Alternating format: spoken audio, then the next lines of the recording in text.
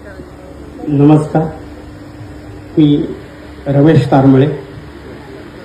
कवितेचं शीर्षक आहे शांतीचं झाड. एकदा तरी बघ विधात्या तुझ्या लेकरांनी काय केले भूतलावरील. रोवली झाडं त्यांनी जाती धर्मा पंथाची, खोलवर गेलीत मुळं जातीच्या झाडाची. शोषून वर आणले लावारस त्यानं, अन पाझरते स्वार्थाच्या पानापानातून.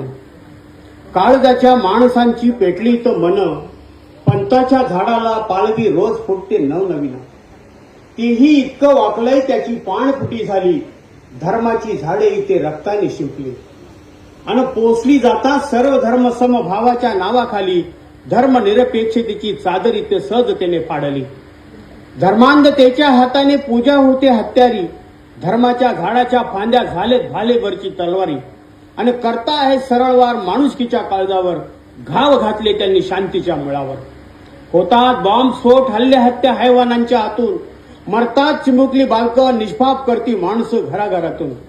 राजकीय नदी भरली घाणेरड्या विचारांनी, तिच्याच काठावरती उभी राहिली आहे झाडे तिन्ही. स्वार्थासाठी कोणाच्याही येईल जसं मनी, ज्याला त्याला वाटलं तसं घातलं जातं पाणी. कवटाळी नीती तर विश्वासघाताची, कशी करायची अपेक्षा शांतीच्या फळाची. घे अवतार तू या भूतळावरी, पुन्हा एकदा रोवून ठेव शांतीचं झाड भूतलावरी. फोपा उदेत त्याच्या फांद्या साऱ्या विश्वभर, शांतीला इथं जपू दे तळ हातावर.